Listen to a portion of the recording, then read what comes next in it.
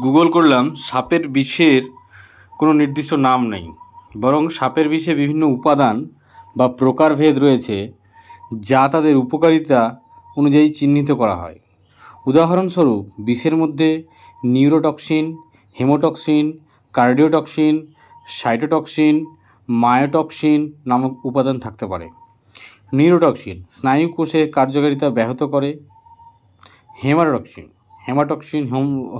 হেমাটক্সিনটা রক্তনালীকে ক্ষতিগ্রস্ত করে এবং রক্ত জমাট বাঁধতে বাধা দেয়।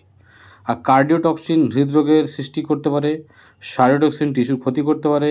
মায়োটক্সিন পেশি ক্ষতিগ্রস্ত করতে পারে। এছাড়াও সাপের বিষের কার্যকারিতা সাপের প্রজাতি ও বিষের প্রকারভেদের উপর নির্ভর করে।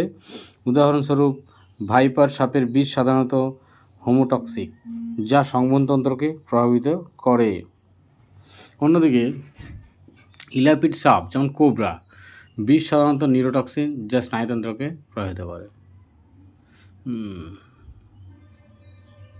অতএব সাপ বিষের কোনো নির্দিষ্ট নাম না, সাপের বিষের নির্দিষ্ট কোনো নাম না থাকলেও বিষের উপাদান এবং কার্যকারিতা অনুযায়ী বিভিন্ন রকম বিষ চিহ্নিত করা যায় আলাদা আলাদা করে।